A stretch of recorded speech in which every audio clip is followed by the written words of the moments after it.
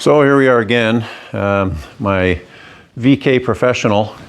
Yesterday, last couple times out, just seemed to be a little lacking power and running rough, like feeling the vibration.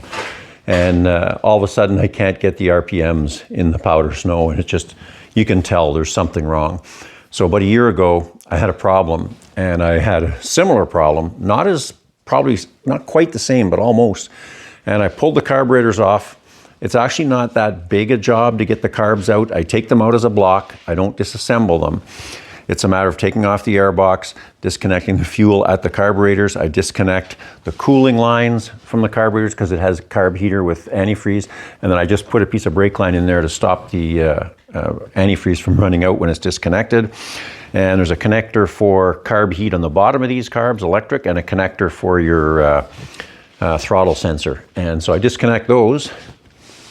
And I bring the carburetors over here, and I thought this was worthwhile showing because it's incredible. I don't know how this happens. I'm going to look at what is in my fuel tank to ensure I have a good filter. Because anyway, what I did was I leave them together, like they are here, all together in a block because there's coolant and gasoline piped through. And I take all the bowls off, took out the pilot jets, I blew them out, they look clean. Perhaps not perfect, but almost, so I'm going to clean them. But I found the culprit. And I have to say, I have never seen this before, but everybody knows if you're working on engines, your jetting for your engine is how the fuel gets there.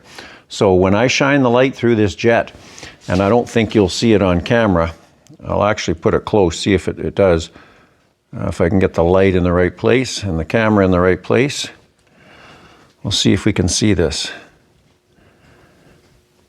That jet, anyway, you can hardly see through it. There is a piece of debris stuck in the top of that jet.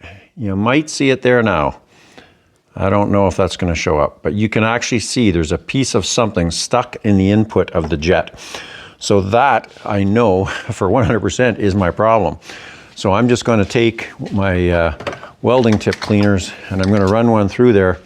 And I'll get this thing in my hand and I'll show you in a second what it is because I have no idea, but it's a pain.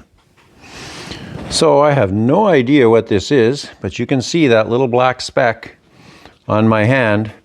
That's what came out of the jet.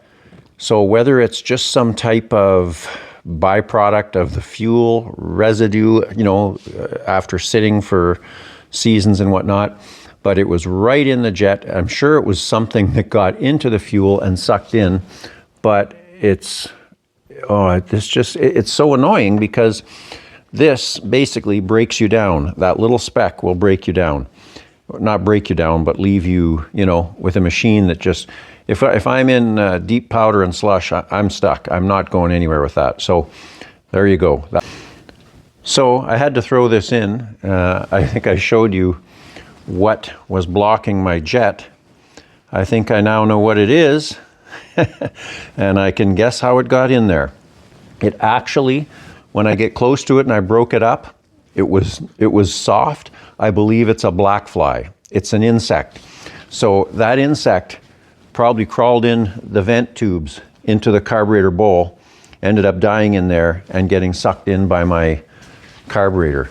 Incredible. Really, really incredible. So anyway, I'm going to edit that so that you can actually see. But yeah, it's definitely an insect. Black, small, about the size of a black fly that caused me all my problems. So to summarize here, you may say, how does an insect get inside the carburetor bowl when there's fuel filters and this is where the fuel goes? Well, I'll tell you how, and I'm going to take them off and clean them. These two lines sticking out the bottom, every carburetor has a vent. And as fuel comes into the carburetor and fuel goes out, there has to be room for the fuel to come in, so air has to come out of the carburetor. So on these ones, there's two lines that loop over the top, and these lines plug into a rail system here and here. So that's the vent system that vents all three carburetors. So all an insect has to do, either spider or black fly or some small insect, is get in through these tubes, follow it all the way, and it's in the fuel side of the carburetor. So what then happens is it obviously dies in there. It finds its way into the gas bowl, and this is the bowl that goes over the bottom of the carburetor. And the main jet is here, and you can see there's a tiny O-ring on it. So the main jet goes right in that hole, and it's snug in there. And when it's in there, once the main jet is in that bowl, right here where I'm putting the screwdriver is an opening. And the fuel in this bowl goes into the main jet sucks it from inside here. So unfortunately, that's how all carburetors are. The fuel from the main jet is drawn from the lowest place, which if you have water or anything will cause you a nightmare. But so will anything laying in there end up in the bottom and get sucked in. And at high throttle settings, there's quite a suction there pulling gas in through this hole, and it got sucked in and plugged it. So that's how it happens. A black fly took me down. Anyway, I've had my revenge. It's working now.